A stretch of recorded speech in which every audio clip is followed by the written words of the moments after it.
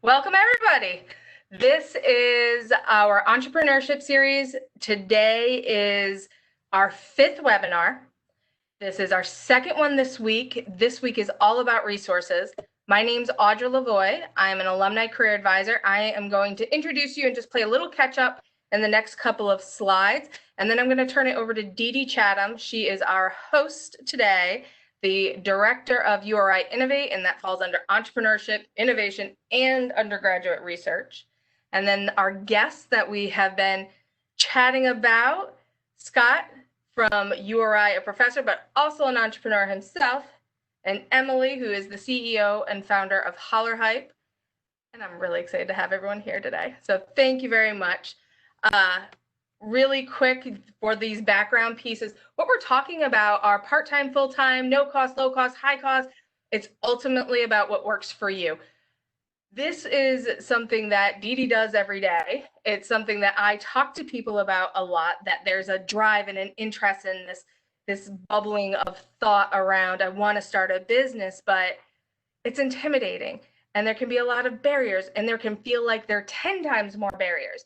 So what we're talking about is accessibility. We want, if you're interested, we want to be able to connect you to resources and support that can get you started. Notes about today, I'm going to be playing with the screen in the background. Scott and Emily and Dee Dee chat. If there's something new that's not reflected on the slides, I'm going to write that down. So after our session tomorrow, you will receive an email that will have the recording from today. It will have any additional notes that are mentioned, and then I'll also include the slides. This is a conversation that you all lead, so ask your questions. You can use the Q&A feature, or you can use the chat. Once again, I'll be in the background and make sure that we have time to stop and get to those. And these conversations are based off a personal experience, so our disclaimer, it is not meant to be a one-on-one counseling. First series, so this was last week, this kicked off, and it was all about ideas and trying to get you started. So once again, the idea of what works for you, going into your expertise, but really taking a lot of time to reflect. That week we had 4 different speakers. They're all featured here. And what we also did was kind of categorize these businesses into a few main areas. Obviously, they can get broken down more, but we were trying to summarize in that way. As we talked about things, we had a little bit more context. For this week, Tuesday, it's all a blur. For Tuesday, 2 of the big features that we had talked about, we had Josh Daly from the Rhode Island Small Business Development Center, which is also run out of URI. And this is a longstanding institution connected with the Small Business Administration, but tons of resources. Like as I've been going through and digging through their site more, there are so many awesome resources there. Dee Dee, and you'll hear more from her, and she'll talk more about URI Innovate. This has the Launch Lab, but there's many different pieces. And what I like about both of these resources, but also about Innovate, is that when we talk about accessibility, something that's familiar, like it's something in your community. This is meant for URI students, URI alumni, URI community. And sometimes that makes it a little easier to branch in and take advantage of the resources. And then we had talked about financing, because I think that's always one of the big questions is, I have this idea, is it going to be, do I have to take my life savings? How big, how costly? And if I am borrowing money, where might those come from? And then we talked about the business model canvas. So I'll also send that as a resource just for fun. And now I'm going to turn it over to Dee Dee so she can introduce our guests, Scott and Emily. And thank you all. Great. Thanks so much, Audra. So welcome, Scott, and welcome, Emily. This is a real treat for me, a topic that's really near and dear to my heart, mentorship. And so it's really fun to be able to do this session today. Because you're a great group already in a mentor relationship, which is fantastic. Scott teaches very actively in our College of Business and brings a world of wealth from his years at the Rhode Island Blood Center, really running that organization. He's been very active in Innovate at URI with many of our events, our hackathons. He's in our mentor group there. So there we, well, I'll talk about that in a few minutes about how our program is a little bit differentiated from other mentor programs. Welcome, Emily. Emily is the CEO of hollarhype. She was a student athlete at URI and studying writing and rhetoric and journalism, and has, gone off and started this amazing company, bringing her years of marketing experience to it, and also really, really understanding the customer side of things as having been someone who would have wanted to use this product over the years. So with that, I would like to start out by really having the two of you sort of provide a little bit of background on your relationship. So like, how did you meet? How did you get started? And how long have you been in this mentor relationship? So Emily, do you want me to start? So I was giving a talk actually at Venture Cafe, which is the slide, Dee, that you had just put up. I think it was last September. Myself and another colleague, Jess Kerrigan, were talking about how a company can go from a vision to a plan and some of the marketing issues around how you present that. And so we had a pretty good turnout, and we were going through the presentation, and at the very end, I noticed Emily was standing in the back of the room, and she had this really interesting question. At least to me, it was a fascinating question. And that is, she said, I have multiple use cases for my product, and I don't know which one to pursue. And so I'm like, wow, I'd love to just get together with you at some other time and talk through that. And so that was the beginning of sort of our discussions. And I've learned so much from Emily in terms of what she's been doing, how she looks at problems, and she's just got a great company and lots of opportunities. So that's how we met. Emily, what did you recall from that? And you're on mute, Emily, as well.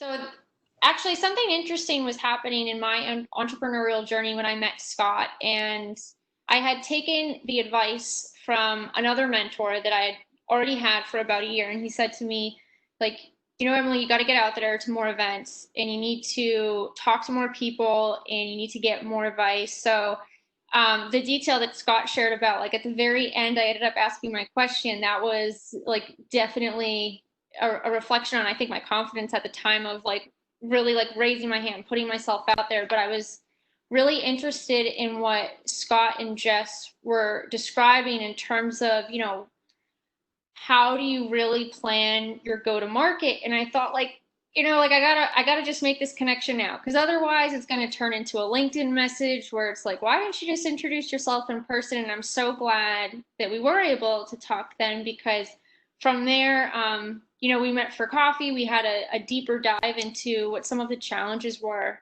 that I was facing, and here and there, ever since, I've felt really comfortable being able to share with Scott, other types of challenges that have come up. Some of them are the same, some of them are different, but ultimately we were able to organically connect. And the Venture Cafe always helps with that. They create a really nurturing space for people to feel comfortable meeting new folks.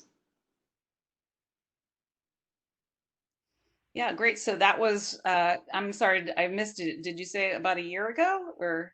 Yeah, it was September. I just started teaching at URI, and I remember just driving up to Providence one day after class, and that's when we had an opportunity to meet.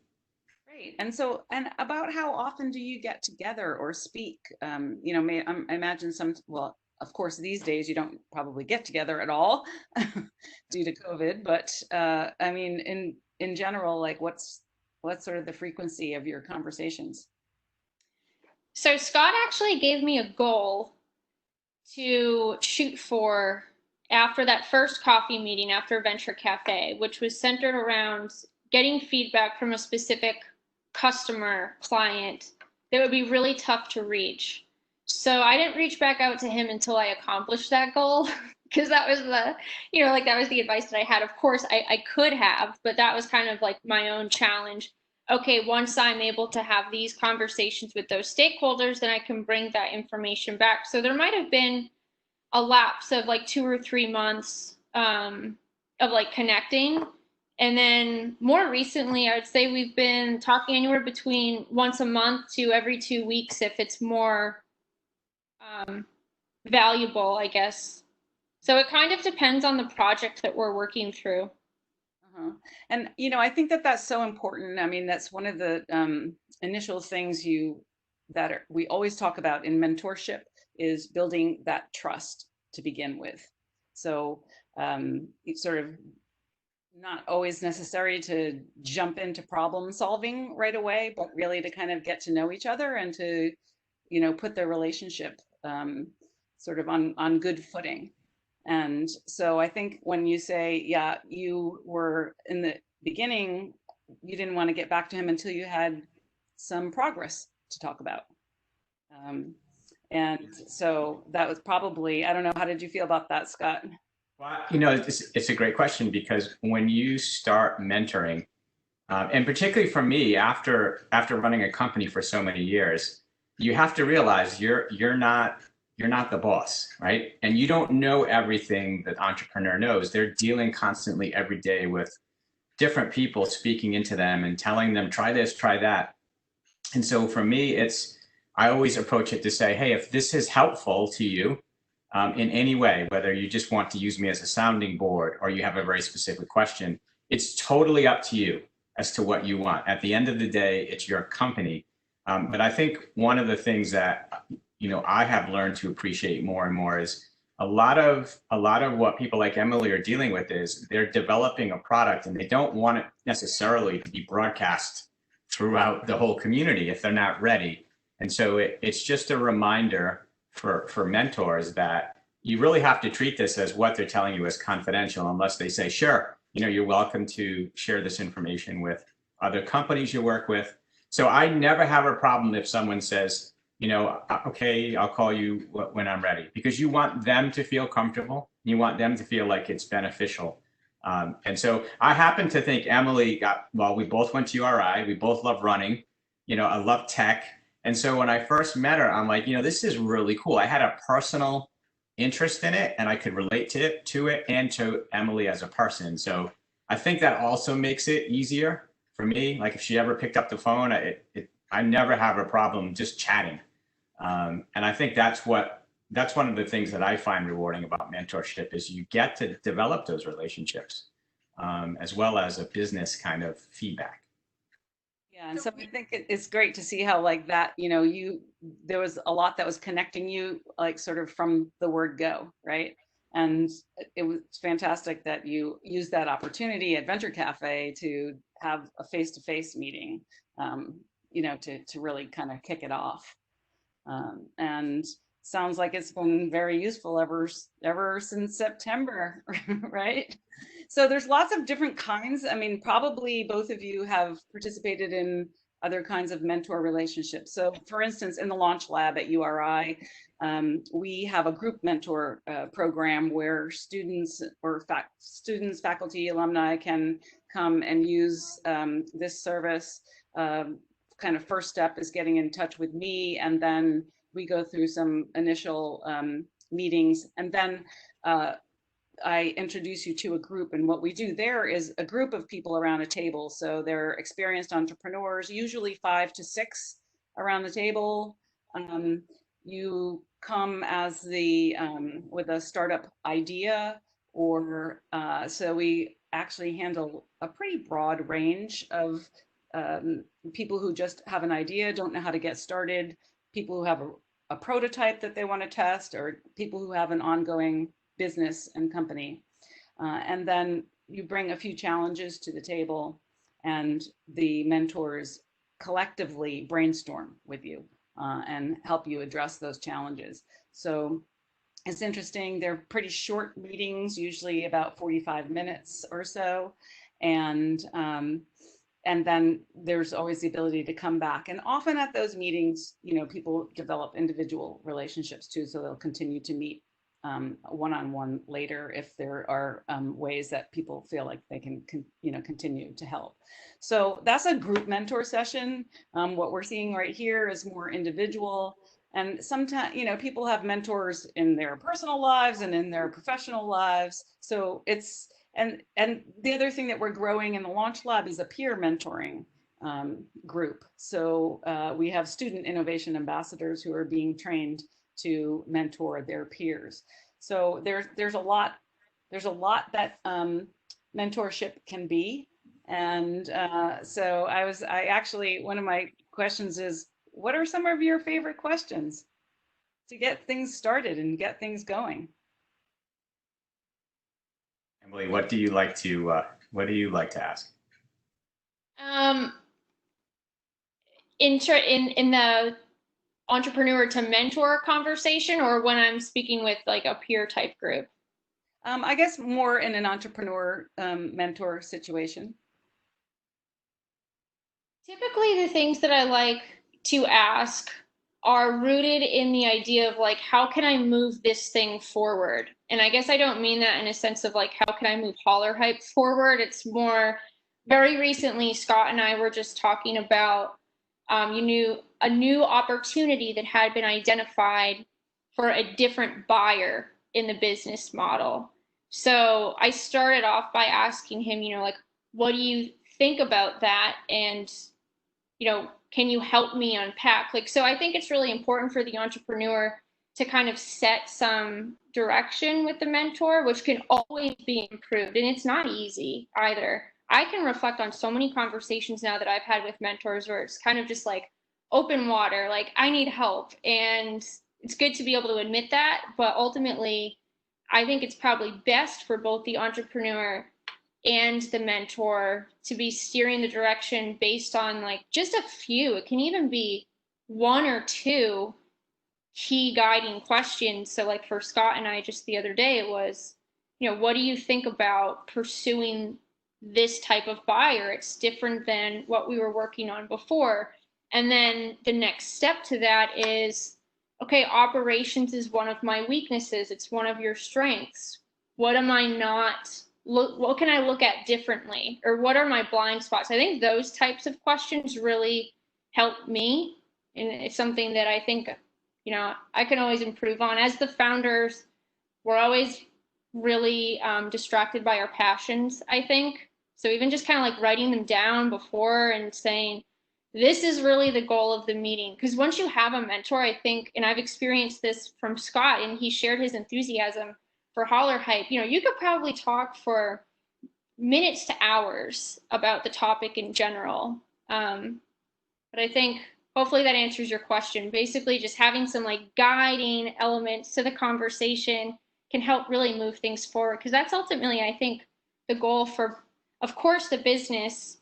And I'd love to hear what Scott thinks about from the mentor's point of view.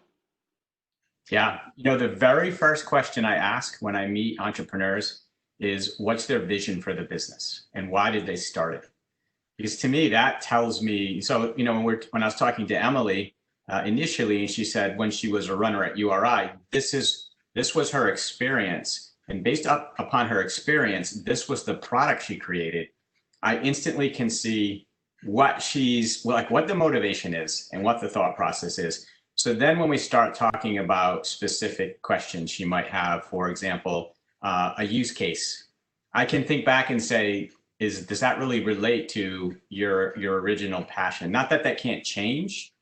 So I'd love to know why. And so I work with now a handful of companies, and each one of the entrepreneurs, you can see it. They have this passion that they've had for many years. I work with another company's now got over 200, 300 employees, but his singular reason for starting the company was his passion for young people in the community. So everything we talk about, I'm looking at from the lens of, are you developing use cases around that?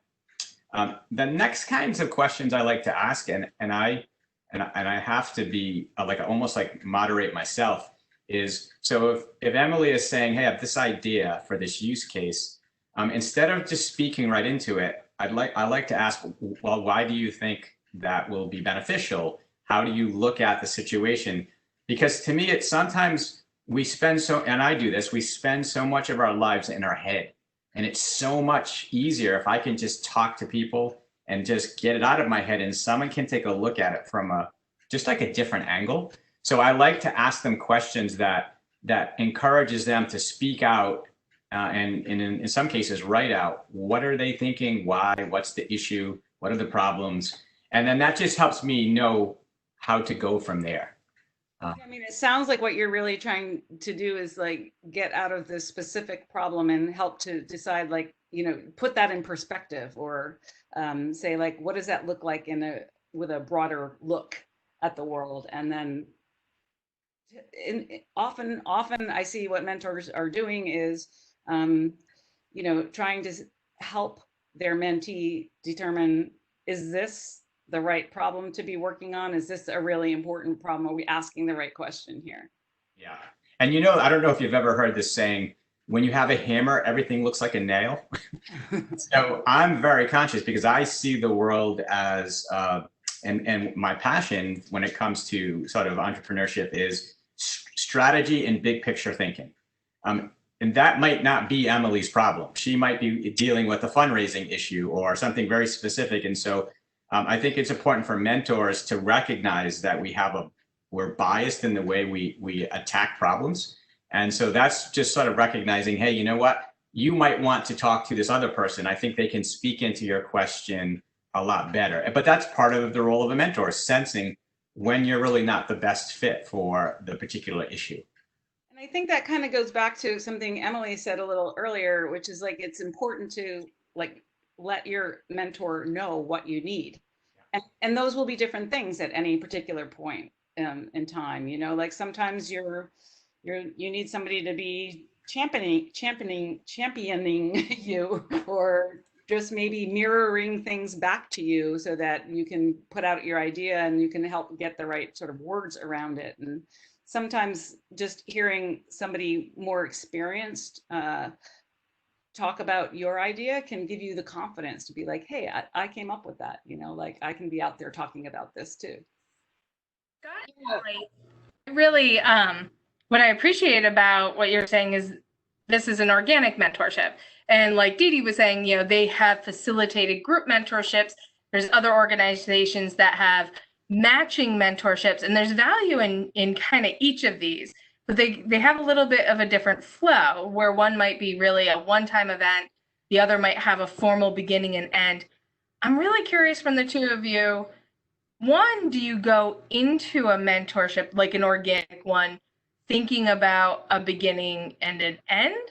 Or do you just kind of go with the flow? Like, it sounds like there's certain parts, like Emily, you were saying, you go in with thoughts and that's what helps really maintain and drive it. But when you think about it as being a relationship, does it have a beginning, middle, or end?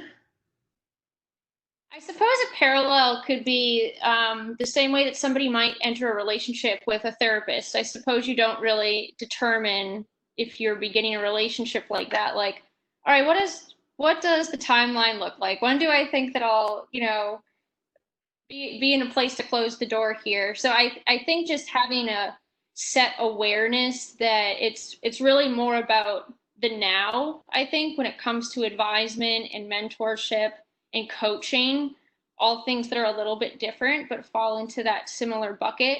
Like, I personally am in the school of thought that I hope I never graduate from that stage, because you know, even the most successful CEOs still have coaches, but they might find that, and this has been true for me as well in a very early stage company, sometimes a mentor can always be there for you, but they might be more valuable during different stages of your business than others. So like my very first mentor was very aligned with the vision of the company. And that gave me a lot of confidence, because I could speak to somebody that had, you know, experience exiting a company for like $50 million and wanted to take an hour a week to talk with me about refining my strategy based on, like, you know, he got my vision. So that was very helpful.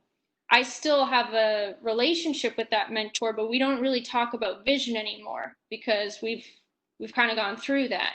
Now, you know, it's one thing if I want to call them to have a friendly conversation, but now if I'm going to speak with that individual, I'm really setting up a meeting if I'm going to be leaning into his professional strengths versus somebody that's like rooting me on, if that makes sense. So I think to more directly answer your question, the onus is on the entrepreneur to set meetings with purpose and intent. So I don't think it's necessarily fitting to keep something on the schedule routinely just because.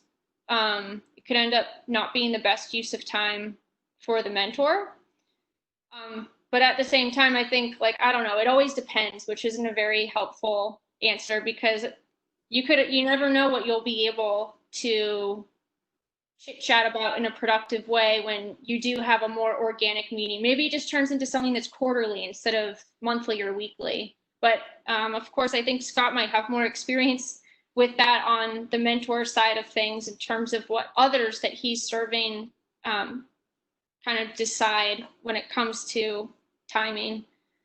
I think 100% you're right. It's organic. You don't sit there and predetermine. It's like when you are developing relationships with your network, right? On a professional level, you have an idea, you just call them or you email them or you text them and say, hey, what, you know, Dee Dee, you know, can you, like Dee Dee, I reached out to her, was it a month or so ago, and said, Dee Dee, can I just talk to you for a bit?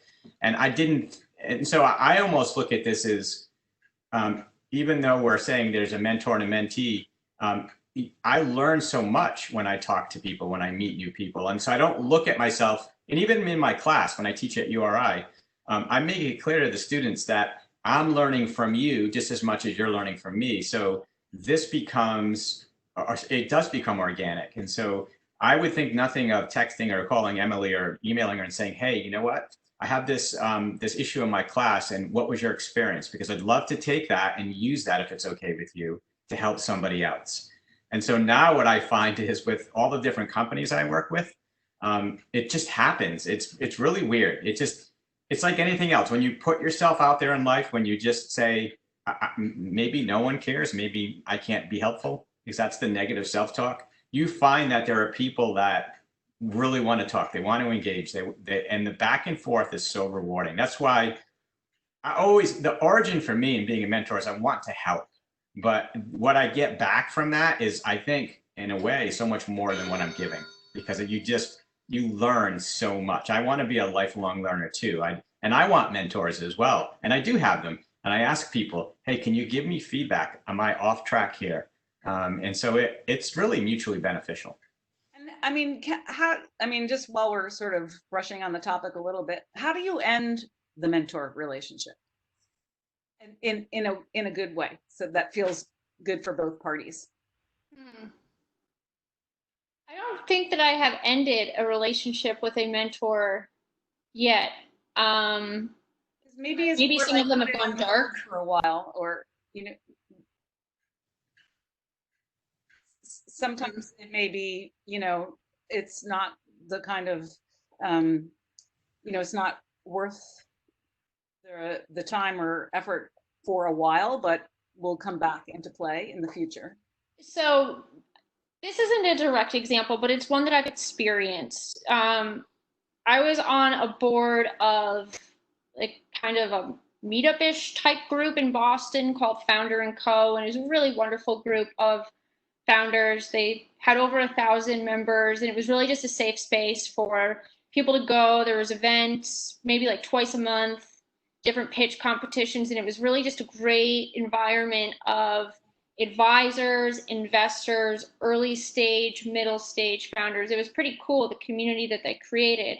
And the person, there was somebody that had a responsibility for leading that charge, and one of our fellow board members had to break ties with that person. And I don't bring up this example to be personal, but I think it really speaks better to your question. And the reason was, the person leading the charge of this group was treating it a little bit more like a hobby than one that warrants something like a board. And they just said, like, I really believe in what you're doing. I'm going to like every post that you put on LinkedIn. Like, I'm rooting for you. I'm rooting for you personally and professionally. But this relationship, in terms of giving you advice as a board member, maybe doesn't make sense anymore. So I was kind of able to learn from that person's, this like went on in Slack, like that person's message to the channel, because I'm like, yeah, she was being professional about it, and it's the right choice for both parties. Because if her advice over the course of a few months isn't actually being acted on, then they're kind of just talking. So I think at that point it's no longer appropriate. Doesn't mean that you can't stay in touch and continue to root for that person. Yeah. From my perspective, I look at it and say, I have no expectation that a person will call me back. And that takes the pressure off of them to feel obligated, because it really, again, at the end of the day, this is the entrepreneur's business, and they're coming to you for help. But so I just think it happens. It's like when you meet people, there are some people you just, there's a mutual interest, there's a mutual fit. And so for me, if I notice, and I'm just trying to think in all the people that I talk to and work with, and this happens with students too, they want a mentor, when they're in your class, and you can tell after a certain point that they've got everything they need, and it's just now, hey, just call me whenever you need me. But there's really no expectation. And so I just think it in your gut when it's when it's time. But that's how I handle them. Yeah, and I mean, it's always really important to remember too that it's a two-way street. Like as Scott has already said, several times, like he gets a lot out of this.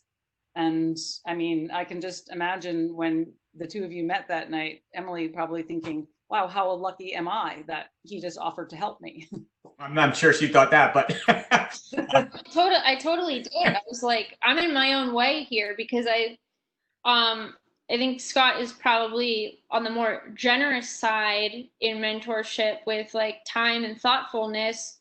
But in general, people that put themselves in the position to like speak at Venture Cafe probably are thrilled to help. So yeah, I was really in my own way about that. But my reaction was like, yes, a great perspective to help move me forward. Yeah, I love what you're saying, what you also said, Emily, that's just the onus is on you. You feel like the onus is on you to like have a direction for a meeting, have a, here's what I want to get out of it, and to communicate that, because I mean, that's just, I'm sure, strengthens the relationship incredibly. It's like, hey, today I need you to brainstorm this with me, or today I need you to play the devil's advocate because I'm trying to convince myself that this makes sense or it doesn't.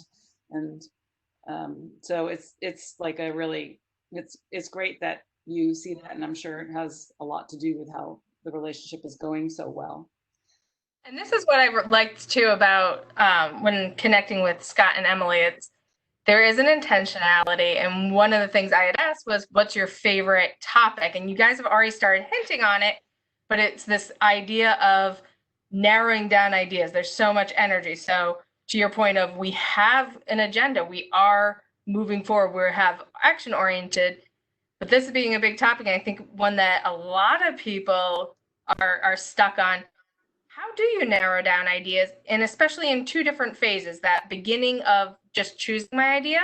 Emily, you had a great story about actually starting in another business before, but then once I know what I'm doing, how do I keep refining? Yeah. So hollarhype wasn't my first attempt at a startup, even though attempt number one did not last very long. It lasted like a month. But the point was I was doing something about it. And what I learned from that experience was that just by diving in with my, at the time, co-founder, and we said, like, we're going to do this. We see a problem. We've come up with a really interesting solution that we think will prove value. Let's just go for it. And as we started working on that idea, it led to, like more hanging out. Like now we're spending Friday night, like grabbing a couple of beers and having pizza. So we're like chit-chatting more. And then I'm like, I've always thought about this thing where we could send voice messages to people in real time through their headphones, even if they're listening to music. And he was like, why aren't we doing that? Because I think it's much more viable than the thing we're doing right now. We would have never actually landed on that conversation if we weren't just doing. So I think the advice that a lot of like art teachers would give to artists is just like, you know, think creative thought process is so beautiful, and a lot of the best work emerges from just creating and just doing. And I definitely have experienced that same lesson to be true with entrepreneurship. And even once I had the idea that I totally loved and was willing to commit and make sacrifices for, even in the micro projects within the project, like the same is true. Like sometimes there's so much to be said for a good strategy, but sometimes you also need to give yourself permission just to like put things out there and get feedback. So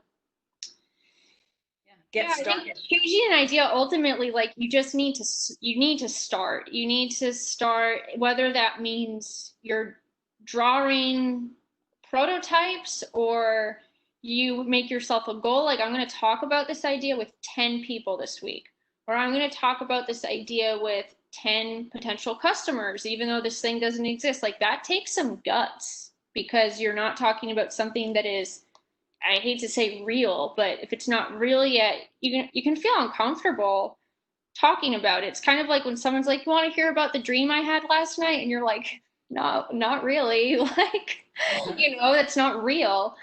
So I think personally, that's what it takes. Just getting out there. Scott might have some thoughts on choosing the idea in general, because I think we could probably get into more specifics when it comes to refining, because that's one of my biggest challenges. This is actually my favorite topic, right? Because as a big picture person and a strategist, there are a million things that Emily could do in her business. I mean, literally, so many use cases, and it also applies to us as people, right? There are so many things. There's opportunities all day, every day, emails, voicemails, different people you could talk to. And so for me, the reason I think vision is so important is the vision is what helps you determine what to say no to. So when I work with entrepreneurs, when I work with people in general, I find that the hardest thing for any human being to do is to know that they know what it is they want to do, that they have this deep passion. And that's hard, because one of the reasons it's hard is once you declare it, when you declare it, you have to say no to every other thing. Like, so as both runners, I like to use the example of marathon training. When you declare that you have a vision to run a marathon in October, you say no to a lot. You say no on Friday night to your friends who want to go out for beers, because Saturday morning is your 18-mile run. So you have to, if you don't have that vision, you don't know how to allocate what's just precious resources, right? Even if you can work 18 hours a day, which I hope people don't do, you still have a limited amount of time. So I always ask people, hey, why are you doing this? Does it fit? Does it align with your core vision for your business? And there are so many reasons why that's important. I think the number one reason is when it gets hard, and it will get hard, if you don't have a passion for it, if it's not aligned with your purpose, you're going to quit, because it's going to be a pain. You're going to be like, it's not worth it. So like, when I look at students, and the students that are in the class that are driven by something that's greater than just the need for a diploma, you can see right away their vision is, I'm going to create a life. I'm going to be a doctor, a lawyer, an engineer, an entrepreneur. And this is part of my journey to get there. And so it's easier for people to choose an idea when they know what ultimately they're shooting for. So for me, when I decide to do things, if it doesn't align with my passion of helping people or teaching or talking strategy, it may be fun, but I have to determine, is that going to bring me closer to my goal, or am I just going to be like a hamster on a wheel? You can be busy all day and never move forward in your business. And that, what I would have to say with, like, I have a client tomorrow, we're having an all-day meeting, and that is the nature of what I, try to bring to the table. So I love the topic. Like, why? Yeah. So why are you doing this? I think is what you love asking people, but also like, what else should I be doing that I'm not doing? the vision helps you there as well, I think. Absolutely does, because it's generally not like, binary. You've got different things. And so when I talk to Emily and she's telling me about all of the different things she sees, one of the challenges becomes, and it's not specific to Emily, she may say, I have 6 different use cases. And so the question is, well, if you can't do all 6 at the same time, which I'm guessing that a lot of younger companies can't, which one is the most important one for you to see through to completion, so that, it's like trying to multitask. If you look at research, we're not really good at multitasking. We think we're good at it, but the reality and the evidence shows that we're not. So I try to help entrepreneurs go back to which one is the one that is most important now, and then maybe focus on that one and improve that use case, and then go to the next one and the next one. But ultimately, again, it's their choice. You can't, you just have to realize you're just there to give them advice. Yeah, Scott, you just reminded me of something recently that helped me choose ideas within hollarhype, but also choosing hollarhype in general. And that was finding, like, once you get past that phase of like, is this a good idea? I've talked about it with some folks and they seem to think it's cool, or they could, in my case, like picture themselves downloading it on their phone. So we're getting past that conceptual barrier. I think that it's never too early to find strategic partners, because if you can find them, they can really help you narrow down your ideas. And I personally benefited from this recently with hollarhype, because we had a new use case opportunity from the environment of COVID-19 in terms of isolation, where hollarhype can be used for patients and for supporters. And it's a use case that I'm very passionate about, because I think that emotional support is really at a premium when it comes to utility in today's technology. And there are not enough really great solutions there. But as Scott said, if I start, working on medical use case hollarhype, I'm not spending as much time on the product we've developed for charity running, which is ready for revenue.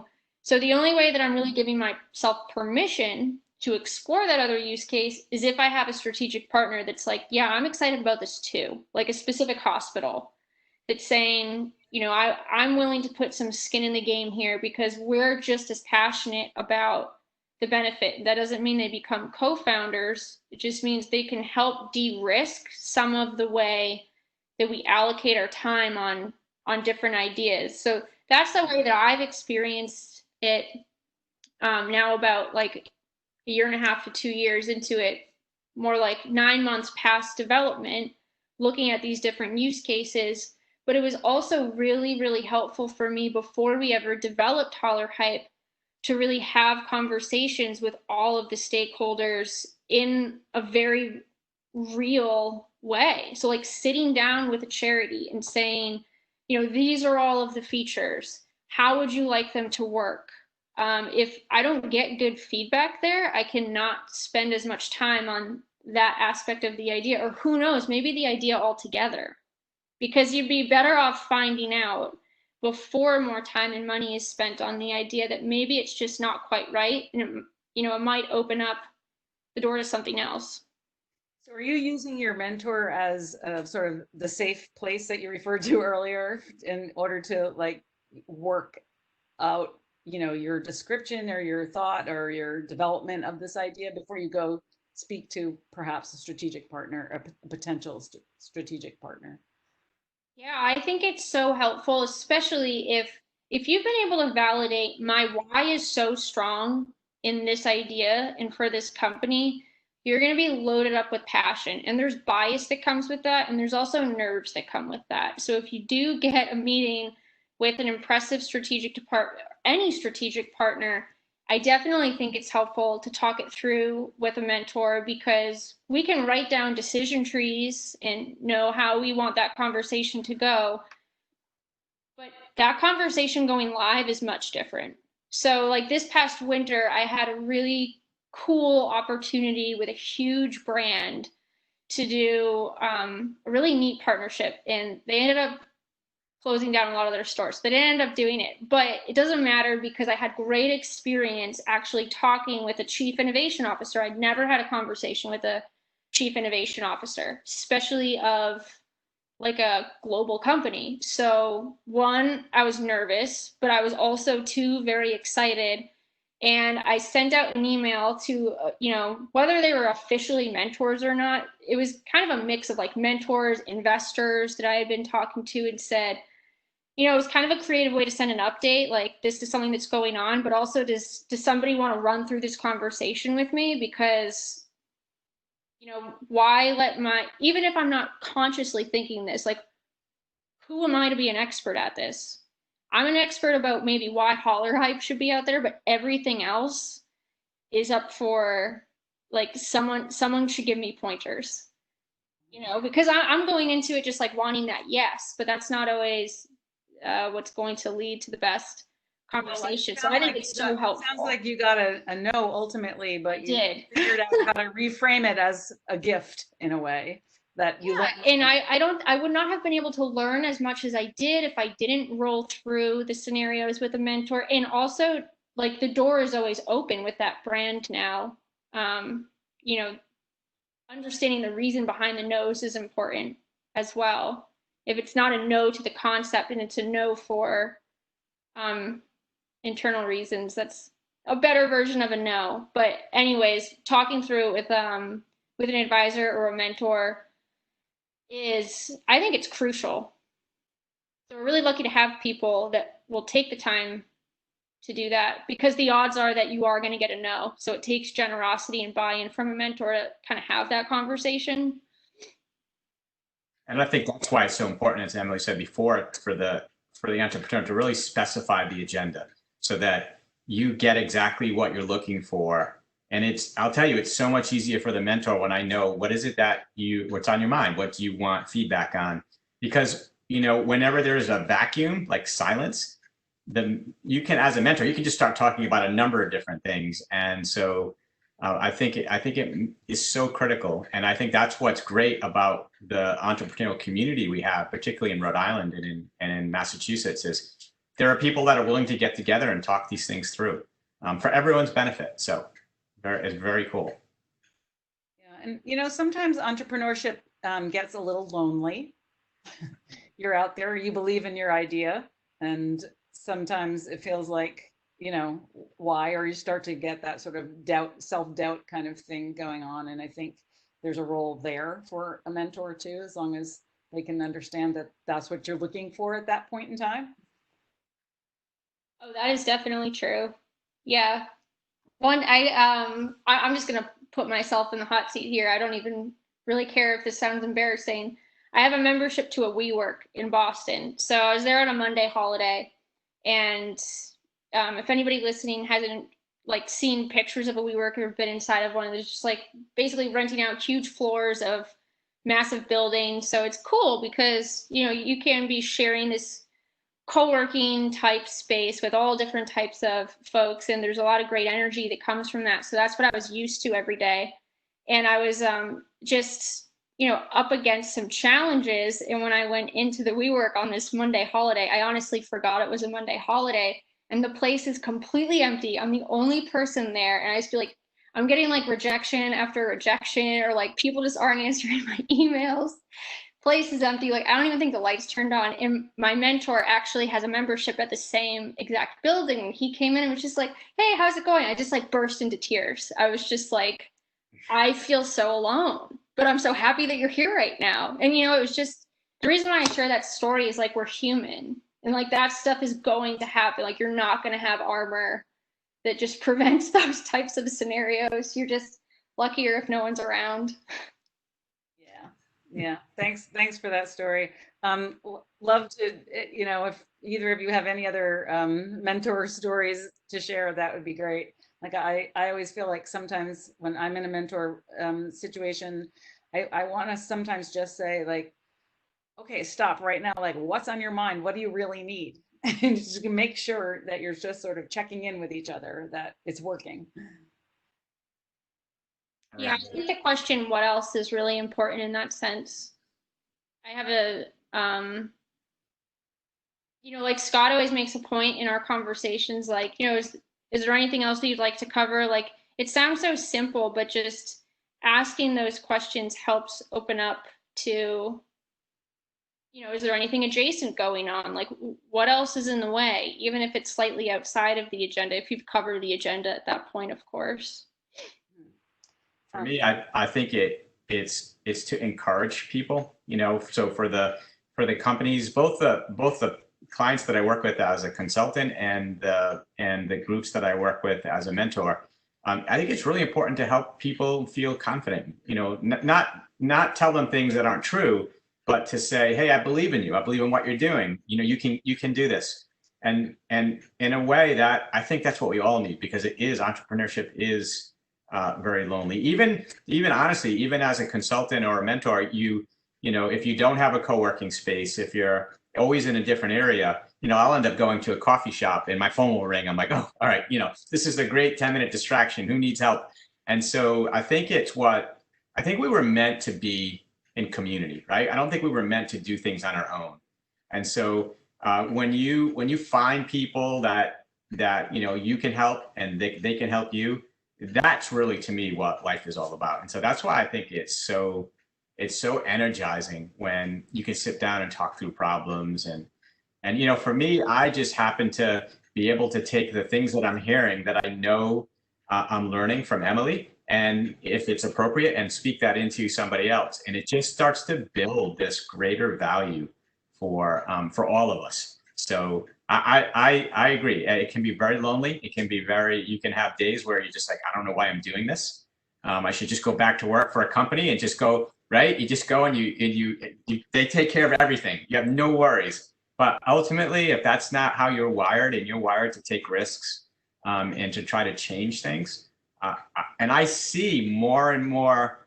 You would think you would see this more and more in business students, but I'm seeing it more and more in engineers, health science people, like Emily's totally different background, because they don't have the business training, but they have the idea, right? And you don't need the business training to take an idea and make it the next great thing.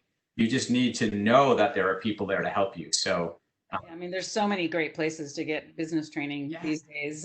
Yes. And so many new mentor organizations, of course. We have a question on the back end. So the question says, you all have been talking a lot about really the meaning behind your work and passion. What if my motivation is really around just making more money and being independent? I think there's two scenarios for that. One would be if your motive is to make more money in a lifestyle business model, or if your motive is to make more money in the long run, like Nike buys your company for $1 billion or something like that.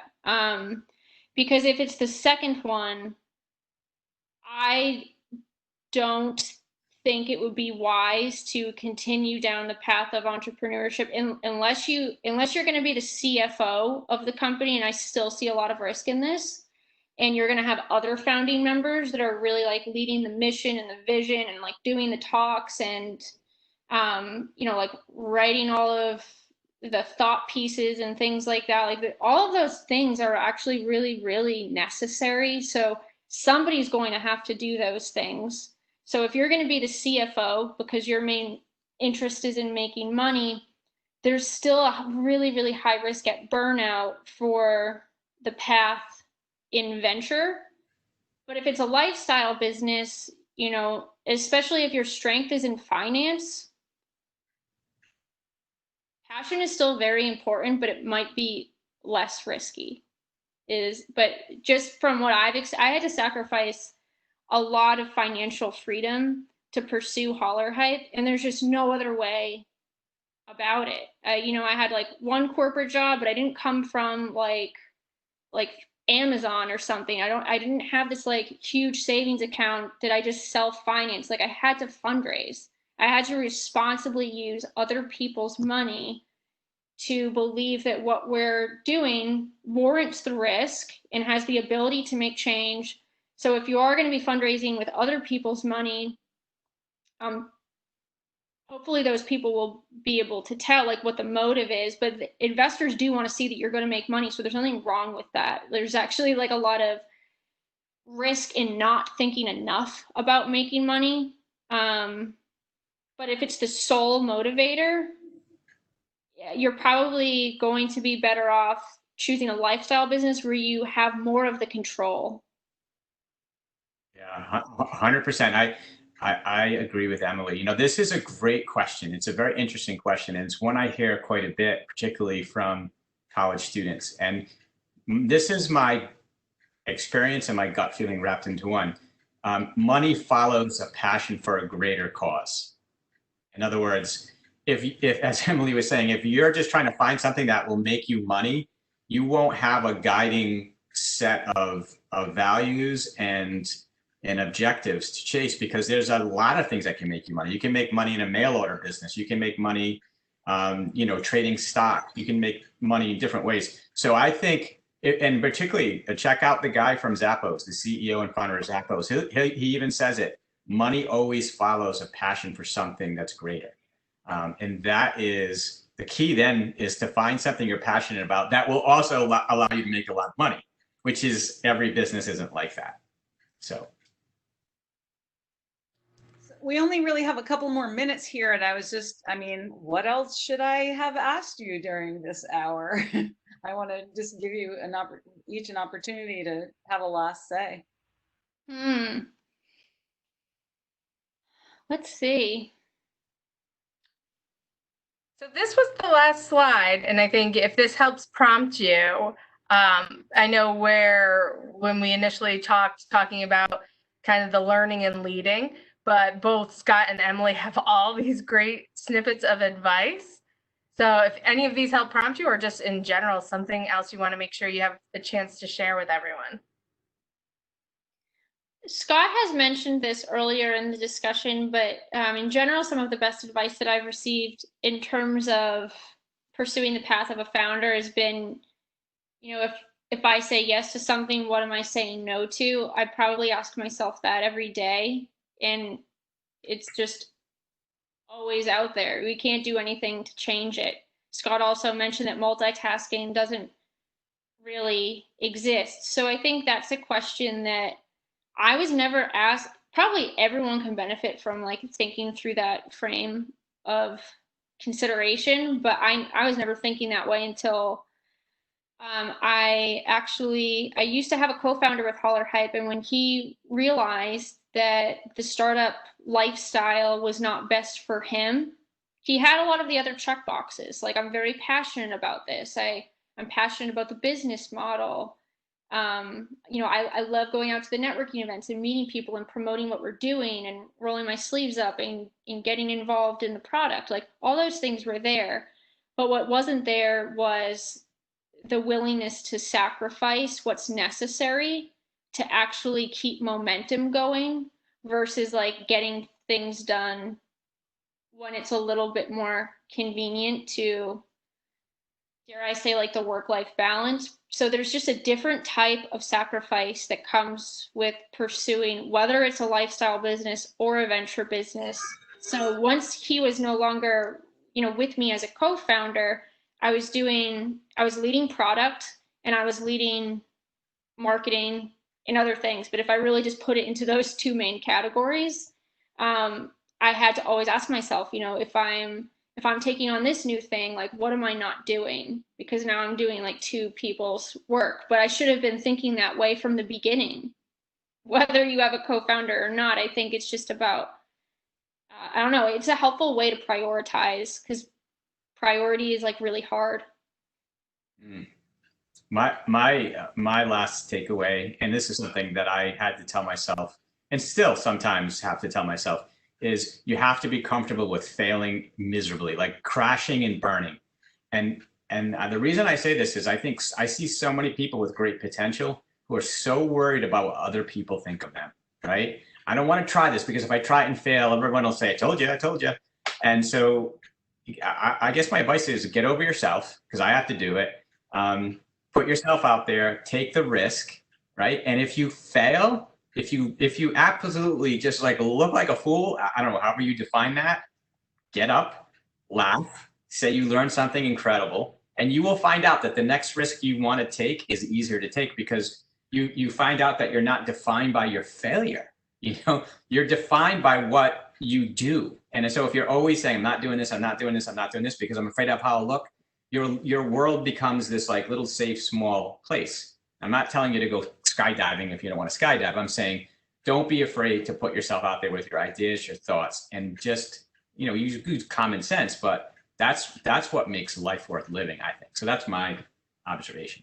Really well said. Thank you so much. Thank you so much, both of you. It's been a great chat. Thank you. This has been a lot of fun. Yeah, thank you. Thank you, Scott, Emily, Dee Dee, and thank you all for joining us. Like I said, I will follow up with the recording, the slides, and then if there's any other additional comments. But this is, I think the chance to connect with URI alumni is huge, and your time is so valuable. Thank you all for joining us, and take care, everyone. Bye-bye. Bye-bye. Bye.